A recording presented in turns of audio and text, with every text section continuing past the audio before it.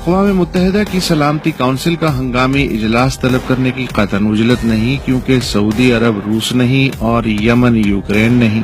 عرب league کا صدر دفتر قاہرہ میں ہے اور قاہرہ پہ خلیجی چیک بک کا سایہ۔ اسلامی کانفرنس تنظیم کا صدر دفتر جدہ میں اور جدہ سعودی عرب میں اور سعودی عرب یمن میں۔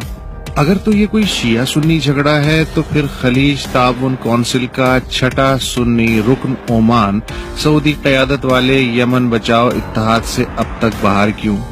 اگر یہ اتحاد یمن کی سنی اکثریت کو ایران نواز زیدی شیعوں سے بچانا چاہتا ہے تو پھر یہی فارمولہ بحرین کی اقلیتی سنی بادشاہت کے معاملے میں الٹا کیوں، اور پھر شام کی سنی اکثریت کو علوی اقلیتی آمریت سے بچانے کے لیے سیدھا کیوں، اور پھر یہ سنی بچاؤ اتحاد سنی حماس اور سنی اخوان المسلمین کی جان کے درپے کیوں؟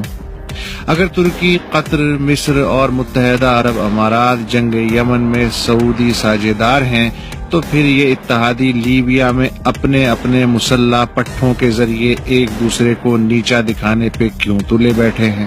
اگر مشرق وسطی کے شیعہ و سنی اکثریتی ممالک القاعدہ اور داعش کو مشترکہ دشمن سمجھتے ہیں تو پھر دونوں سے متحدہ طور پہ نمٹنے کی بجائے ایک دوسرے کے کپڑے کیوں پھاڑ رہے ہیں؟ اور پھر امریکہ عراقی شیعہ حکومت اور ملیشیا کی فوجی و تکنیکی مدد کیوں کر رہا ہے، مگر یمنی شیعوں کے خلاف سعودی اتحاد کو مواصلاتی مدد و سیارچی معلومات کی خوشی میں دے رہا ہے؟ اور اگر یمن سعودی جھگڑا خالصتاً عرب ہے تو پھر غیر عرب پاکستان کو کیوں کدوایا جا رہا ہے؟ اور پھر پاکستان ہی کیوں؟ اسلامی سربراہ کانفرنس کے 40 سے زائد غیر عرب ممالک کیوں اس کار خیر میں شرکت سے محروم ہیں؟ تو کیا کچھ ایسے گستاخ سنی اکثریتی ممالک بھی ہیں جو خادم حرمین و شریفین کی درخواست تک ٹال دیں؟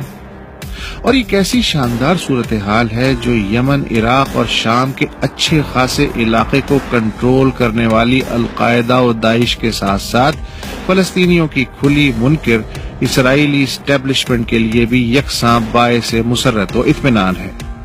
اور رہا پاکستان، سب پہ جس بار نے گرانی کی اس کو یہ ناتواں اٹھا لایا۔ قلعہ عالم اسلام جملہ تقریبات و مہمانوں کے لیے بلا امتیاز مناسب کرائے پہ دستیاب ہے۔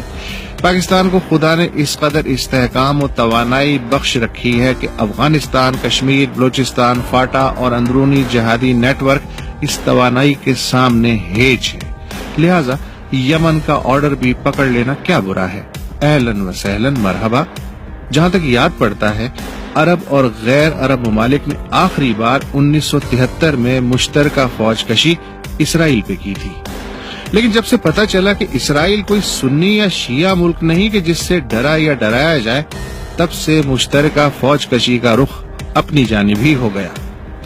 کبھی ابراہا یمن سے آتا تھا، اب ابراہا یمن کو جاتا ہے۔